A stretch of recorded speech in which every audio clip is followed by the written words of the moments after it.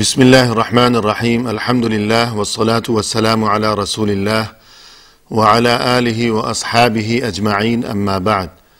محترم ناظرین کرام، السلام علیکم ورحمۃ اللہ وبرکاتہ۔ اصحاب رسول اللہ صلی اللہ علیہ وسلم کے عنوان سے اس پروگرام کے ساتھ ہم آپ کی خدمت میں حاضر ہیں، اور اس سے قبل گزشتہ ملاقات کے موقع پر ہمارا سلسلہ گفتگو یہاں تک پہنچا تھا کہ خلیفہ سوم یعنی حضرت عثمان بن عفان رضی اللہ عنہ، اسلام سے قبل ہم دیکھتے ہیں کہ زمانہ جاہلیت میں بھی ہمیشہ انہوں نے انتہائی شریفانہ زندگی بسر کی، اور اس دور میں اسلام سے قبل اس معاشرے میں جتنی بھی برائیاں عام تھیں، خواہ ان کا تعلق عقیدہ و ایمان سے ہو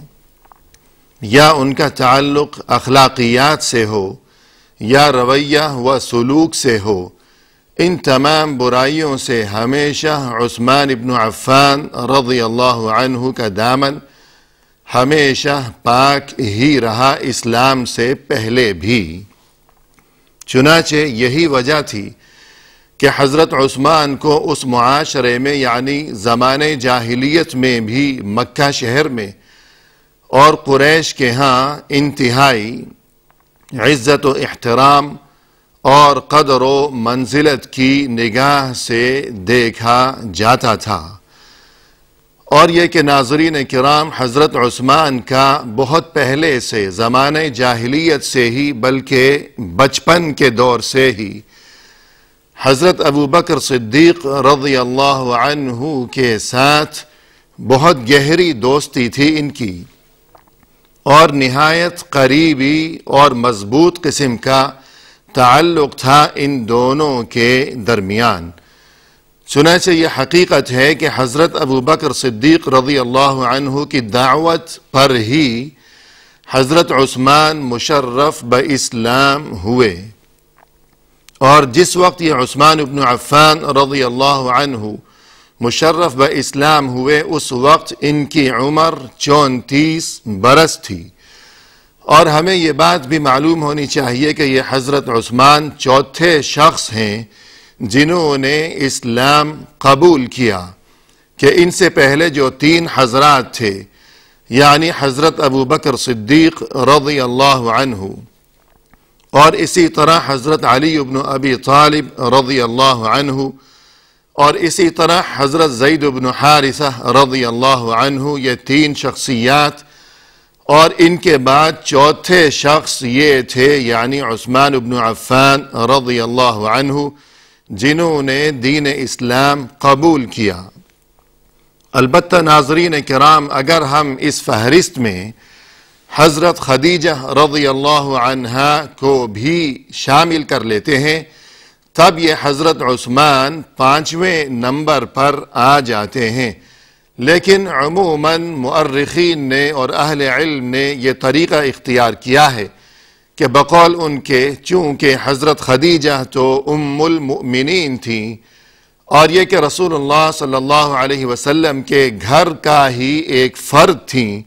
بلکہ زوجہ مطہرہ تھیں، رسول اللہ صلی اللہ علیہ وسلم پر غار حراء میں جب پہلی وحی نازل ہوئی، اور آپ صلی اللہ علیہ وسلم اس واقعے کے بعد کچھ پریشانی کی کیفیت میں جلد اپنے گھر کی طرف لوٹ آئے، اور گھر پہنچتے ہی حضرت خدیجہ کو تمام صورتحال سے مطلع فرمایا، اور تب فوراً ہی حضرت خدیجہ نے تصدیق کی، مسلمان ہو گئیں۔ لہذا سب سے پہلی مسلمان تو خود حضرت خدیجہ ہیں، لہذا اگر انہیں بھی شامل کیا جائے تو اس فہرست میں حضرت عثمان کا 5واں نمبر بنتا ہے، لیکن جیسا کہ عرض کیا گیا کہ اکثر مؤرخین اور اہل علم کے بقول کہ حضرت خدیجہ کو انہوں نے شامل کرنے کی ضرورت نہیں سمجھی کہ وہ تو زوجہ مطہرہ تھیں، اور یہ کہ گھر کا ہی ایک فرد تھیں، لہذا ابو بکر، علی اور زید بن حارثہ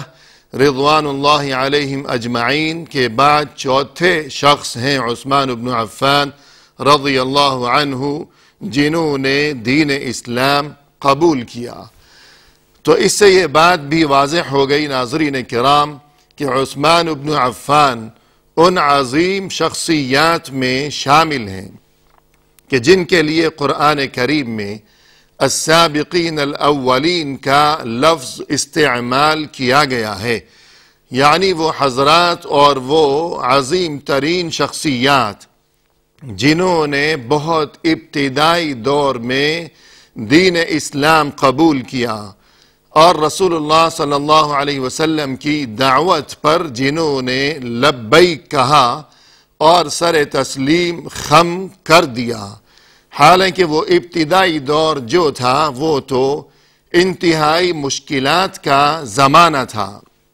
اور اس دور میں اس زمانے میں دین اسلام کو قبول کرنا گویا خود اپنے لیے موت کو دعوت دینے کے مترادف تھا۔ لہذا اس مشکل ترین دور میں جو لوگ مسلمان ہو گئے اور اس قدر مشکلات کا اور مصیبتوں کا اور صعوبتوں کا انہوں نے سامنا کیا اور مقابلہ کیا، اور ہمیشہ ہر قدم پر صبر و تحمل اور برداشت کا مظاہرہ کیا، ان کا بہت ہی بلند ترین مقام و رتبہ ہے، اور انہیں قرآن کریم میں السابقین الاولین کے نام سے یاد کیا گیا ہے، اور ان کے لیے بڑی خوشخبریاں ہیں قرآن کریم میں اللہ سبحانہ وتعالی کی طرف سے۔ تو ناظرین کرام، کہنے کا مقصد یہ ہوا کہ انہی السابقین الاولین میں عثمان رضی اللہ عنہ بھی شامل ہیں۔ اور اسی طرح ہمیں یہ بات بھی معلوم ہونی چاہیے کہ صحابہ کرام کی جو مقدس ترین یہ جماعت ہے، ان میں سے 10 حضرات اس قدر خوش نصیب ترین ہیں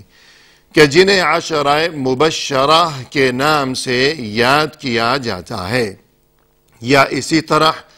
العشرہ المبشرون بالجنہ بھی کہا جاتا ہے۔ یعنی یہ وہ حضرات ہیں کہ جنہیں دنیا کی زندگی میں ہی رسول اللہ صلی اللہ علیہ وسلم نے جنت کی خوشخبری سے شاد کام کیا، دنیا کی زندگی میں ہی جنت کی خوشخبری سنا دی۔ تو یہ جو 10 حضرات ہیں، عثمان بن عفان رضی اللہ عنہ بھی انہی 10 افراد میں یا 10 مبشرہ میں شامل ہیں کہ رسول اللہ صلی اللہ علیہ وسلم نے مختلف مواقع پر اور متعدد مرتبہ عثمان بن عفان رضی اللہ عنہ کو جنت کی خوشخبری سنائی۔ اور اسی طرح ناظرین، رسول صلی اللہ علیہ وسلم نے حضرت عثمان کو اپنی زندگی میں ہی شہادت کی خوشخبری بھی سنا دی تھی،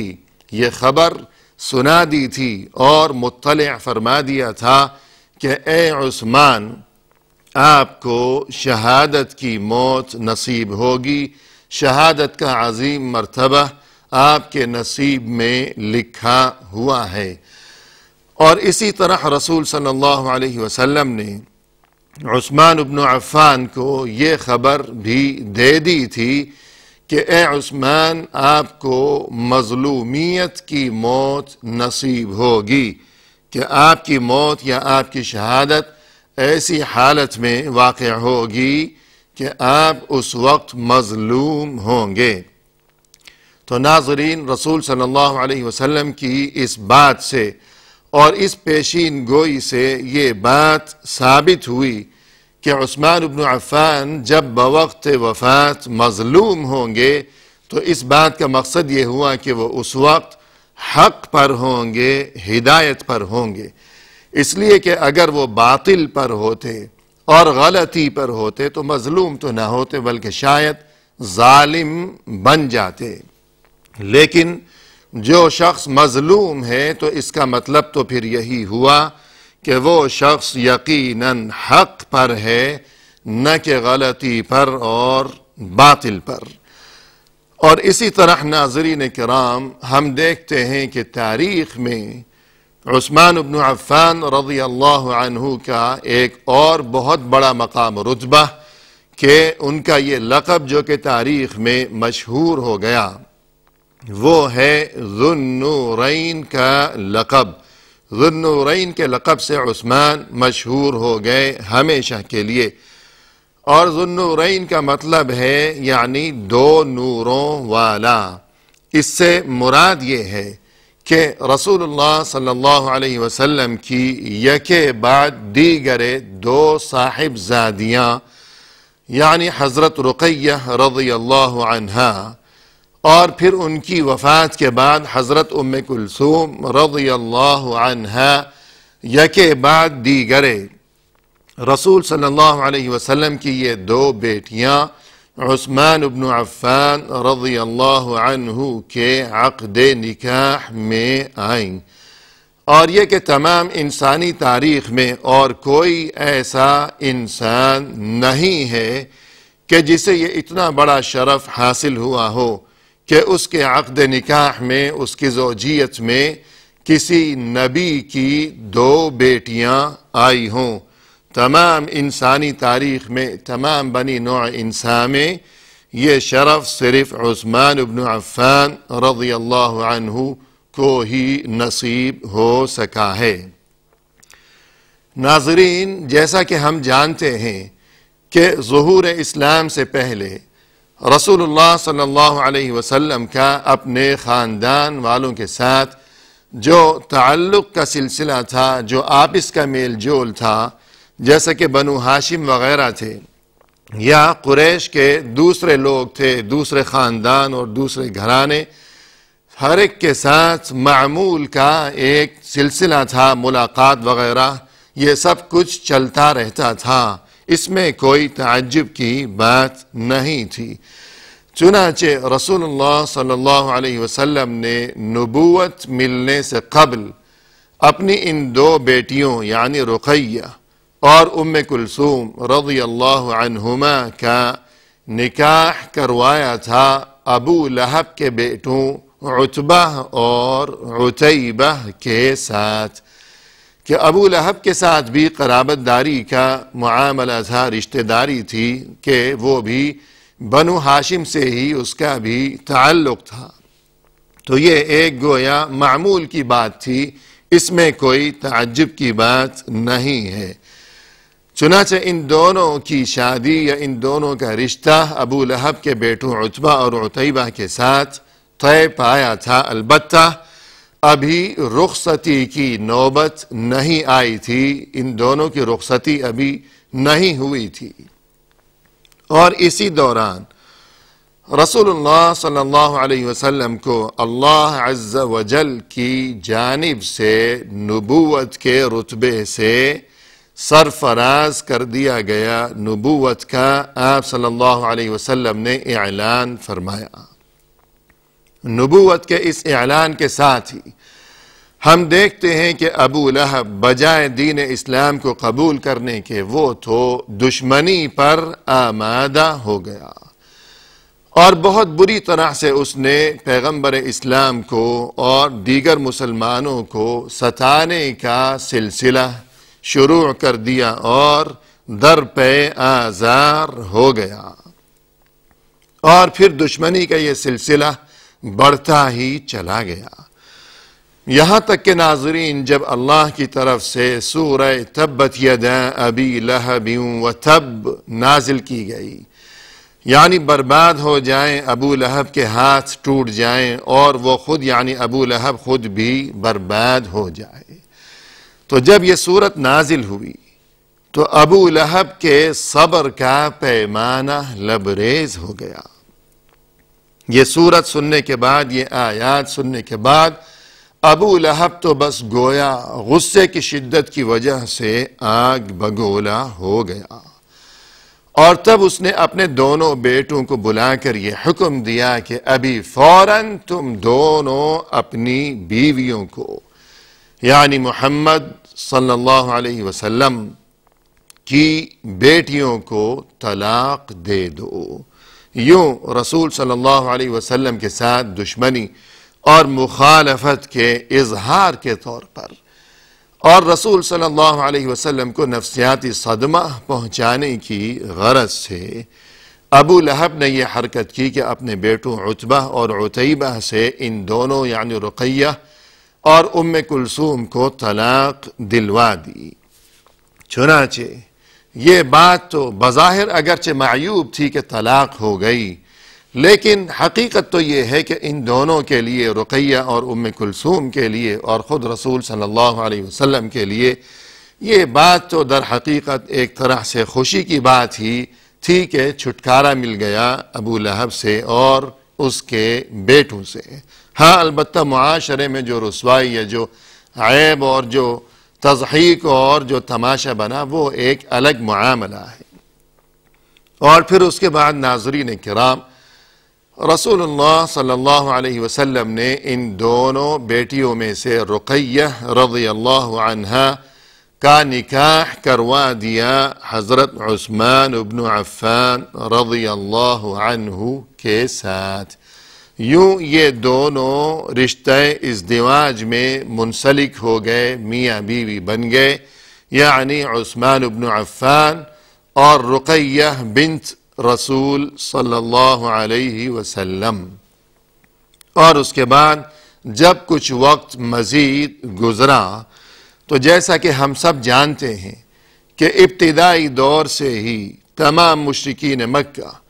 رسول صلی اللہ علیہ وسلم کو اور آپ کے جانثار ساتھیوں کو ستانے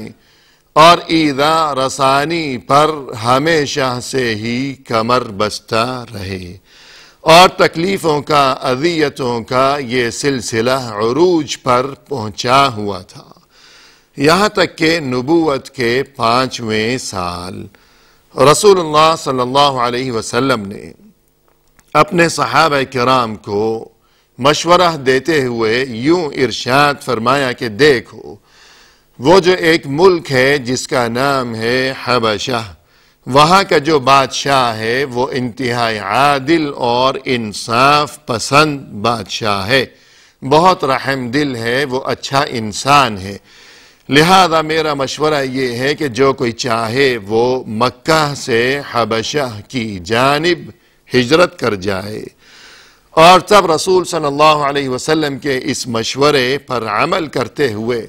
بہت سے حضرات جن کی تعداد 11 مرد اور 5 عورتوں پر مشتمل تھا، یہ مختصر سا قافلہ، اور بعد میں ایک دوسری جماعت بھی جن کی تعداد تقریباً 80 تھی، یہ لوگ جدہ کی بندرگاہ سے ایک کشتی کے ذریعے اس زمانے میں جو کہ مشکلات کا زمانہ تھا اور کشتی میں نہ کوئی موٹر ہے نہ کوئی انجن ہے اور اس قدر طویل مسافت ہے کہ کہاں جدہ اور کہاں حبشہ، تو یوں ان صحابہ کرام نے ہجرت کی اور دین کی خاطر کس قدر انہوں نے سختیاں برداشت کی۔ اور انہی ہجرت کرنے والوں میں عثمان بن عفان رضی اللہ عنہ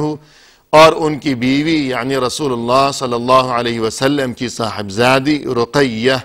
رضی اللہ عنہا بھی شامل تھیں۔ اور ناظرین کرام، فی الحال آج کی اس ملاقات میں